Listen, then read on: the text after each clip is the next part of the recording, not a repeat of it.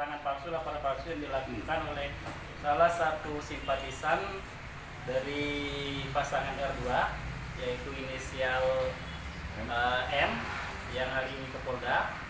Nah, kita dalam hal ini akan memberikan beberapa hal tanggapan terkait hal tersebut, mulai dari awal, yaitu kronologi yang dimulai dari laporan dari Pak Tarmizi Gumai ke Kejati, nanti akan dijelaskan beliau semua, dan sampai proses ini dan apa yang akan kami lakukan besok.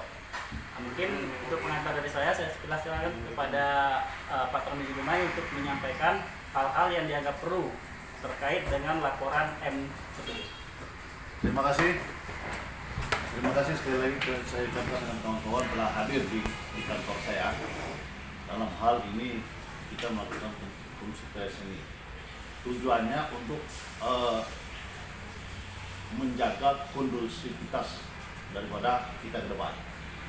Kawan-kawan, apa yang disampaikan oleh Dinda Syekh tadi, saya kan setelah pasca debat itu kan saya laporkan ada dugaan suap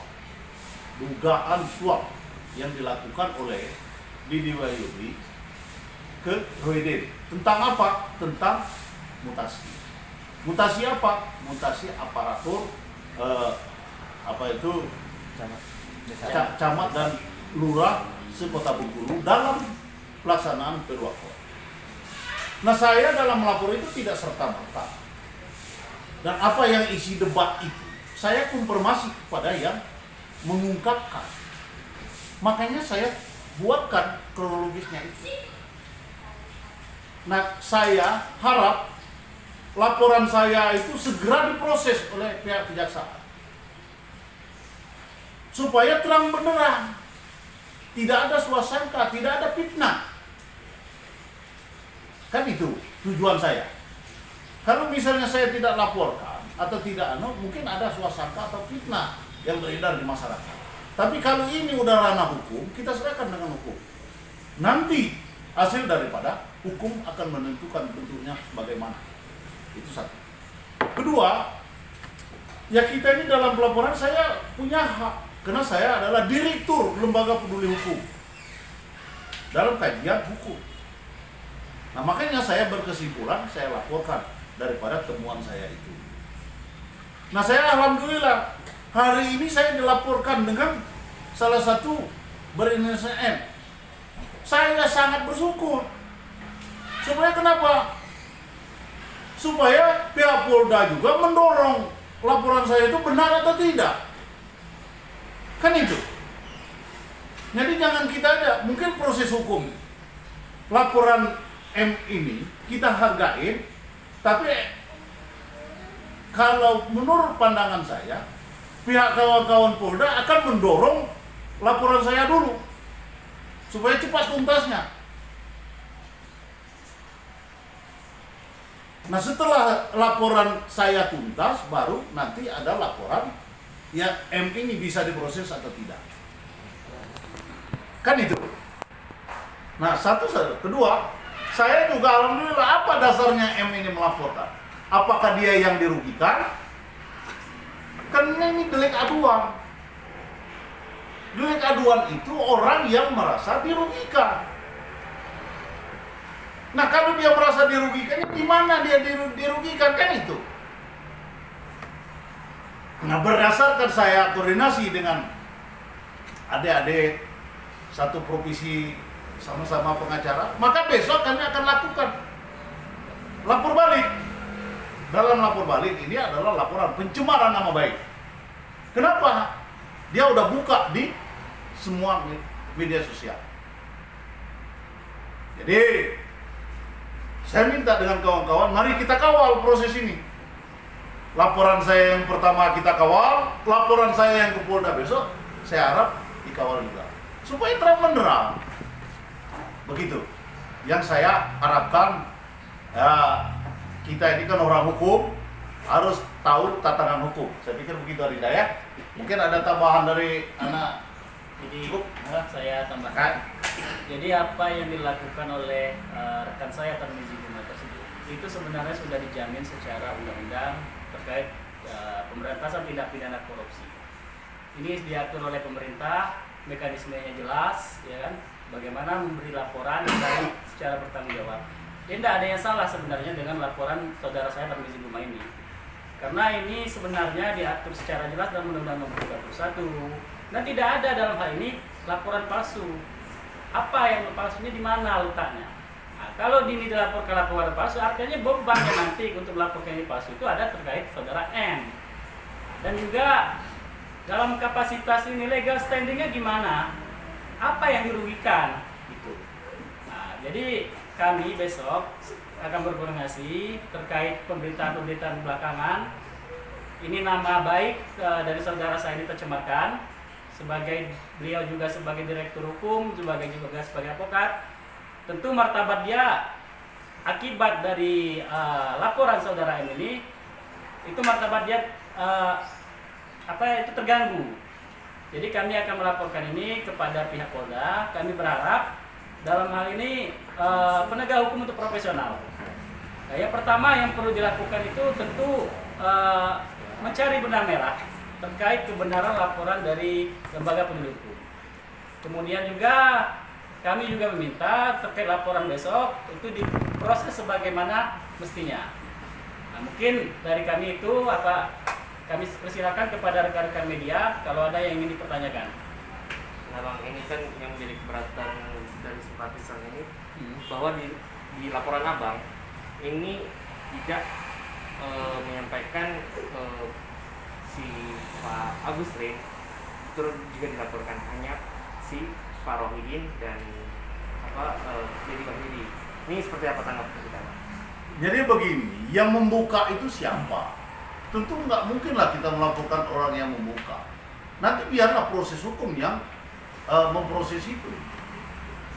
Kan begitu. Kita kan udah ada, ini kan saya laporkan itu, satu, ada pernyataan Dedi Wahyudi, memang ada pertemuan itu. Kedua, masalah uang, Dedi Wahyudi udah menyatakan itu adalah rahasia dia bertiga dan dengan Tuhan. Nah di mana? Kalau misalnya saya tidak melibatkan paslon nomor 3, karena itu udah yang membukanya paslon nomor 3. Nah mungkin saya laporkan paslon nomor 3. Masa misalnya Adinda melapor cerita dengan saya, begini Bang terjadinya, masa saya laporkan Adinda? Logika enggak?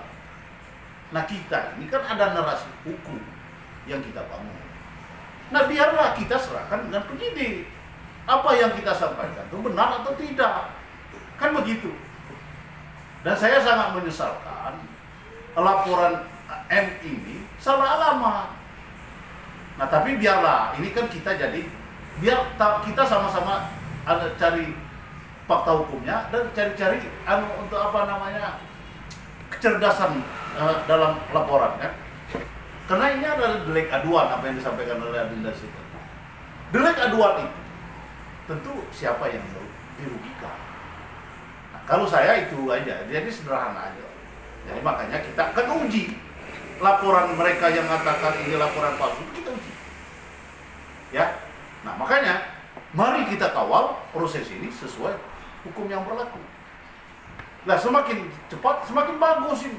Mana perlu Pak Kajati langsung lidik. Ada kan misalnya kata sekarang ini ada instruksi Kejagung, yang calon jangan diperiksa dulu. Ini kan banyak yang nggak calon. Asisten 3 tidak calon. Kepala BKD tidak calon. Mantan Sekda tidak calon. PLT Wali Kota tidak calon. Sekarang Dedi Wahyudi PLT Wali Kota dia sekarang tidak calon. Ini kan udah bisa untuk dilakukan pemanggilan. Nah, nanti setelah Rohidin habis pilkada, ya dia luka, diperiksa. Kan begitu. Jadi itu gambaran yang dalam pemikiran saya begitu. Ya. Ada pertanyaan yang lain mungkin? Nah ini Bang, ini minta apa tanggapannya aja Bang? Terkait sebagai pengamat politik kan? Itu kan baru-baru ini lagi marak nih, yang penangkapan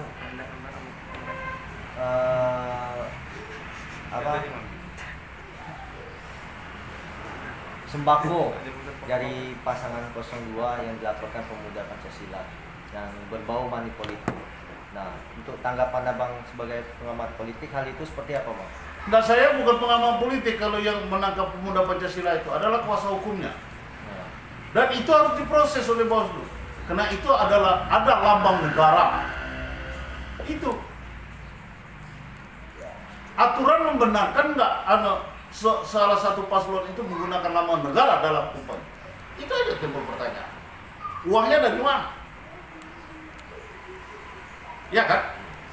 Nah, kalau misalnya paslon ini dibolehkan dalam menggunakan uang negara, kenapa hanya satu paslon? Seluruh paslon menggunakan, semestinya kan begitu. Nah, disinilah kita keadilan. Nah, jadi saya semua laporan itu harus diproses. Dan saya minta kawan-kawan Polda dorong itu kasus supaya diperiksa, supaya lebih jelas. Mana perlu Pak kawan-kawan penyidik Polda kirim surat ke Kejati, minta segera itu dilidik, supaya bisa menentukan laporan saya itu palsu atau tidak. Kalau laporan saya palsu, saya yang diproses, kan gitu. Saya siap untuk diproses, kan. Ada tambahan? Bang, di dalam laporan abang juga ada ini juga, Bang, menyebutkan PLT wali kota ini seperti apa sih abang menanggapi kronologis, padahal yang disampaikan oleh paslon nomor 3 di waktu itu tidak menyebutkan Budi Semau. Enggak, jadi begini deh. Saya itu kan menjelaskan waktu terjadinya itu dalam Pelwakot wali kota. Tentu Pelwakot, kenapa Hilmi dulu ngikut calon, tentu dijabat oleh PLT. Saya jelaskan, PLT-nya Pak Budiman, Sekdanya Pak Marjon, asisten 3-nya Pak Usni, anak kepala BKD-nya Pak Bujang AR. Saya itu bukan menjelaskan supaya kawan-kawan ini jelas waktu yang menjabat ini orang-orang ini tidak usah lagi cari kan. Misalnya siapa yang mau dipanggil untuk dijadikan saksi, saya udah bantu. Nah, kenapa? Marjon udah membuat pernyataan itu tidak pernah terjadi mutasi, kan begitu. Nah, yang urusan mutasi ini tentu Sekda, Sesi 3, Kepala BKD kan, dengan PLT Wali Kota. Yang melantiknya bisa Sekda, bisa ACC, bisa. Itu saya jelaskan. Bukan saya menjas orang ini, tapi untuk kebenaran mutasi itu ada atau tidak kan mereka ini kan yang tahu kan mereka, bukan yang lain. Nah, itu maksud saya. Iya, saya jelaskan. Pada waktu itu saya PLT Wali Kota dijabat oleh Budi Semau, Sekda oleh Marjon, asisten 3 oleh Usni, Kepala BKD oleh Bujang AR. Ini saya jelaskan. Jadi laporan saya itu tidak abal-abal. Bisa saya pertanggungjawabkan. Kalau narasinya sama dengan yang ada di debat, yang di debat itu bukan. Di debat itu adalah alat atau pintu bukanya. Tentu kita ada konfirmasi kepada beberapa yang berkompeten di bidang itu. Begitu. Ya. Jadi besok kami akan berkoordinasi juga terkait laporan secara resmi. Hal-hal yang kami anggap perlu, siapa-siapa yang kami anggap perlu dilaporkan balik dalam peristiwa ini, itu sedang kami kaji, sedang kami analisa. Insya Allah besok sekitar jam Habis Laura. Sudah seluruh Jam 1 jam 2 kita akan membuat laporan polisi terkait dengan dugaan pencemaran nama baik terhadap saudara Termizi Umay. Mungkin itu dari kami. Wassalamualaikum warahmatullahi wabarakatuh. Terima kasih ya. Ngopi, minum.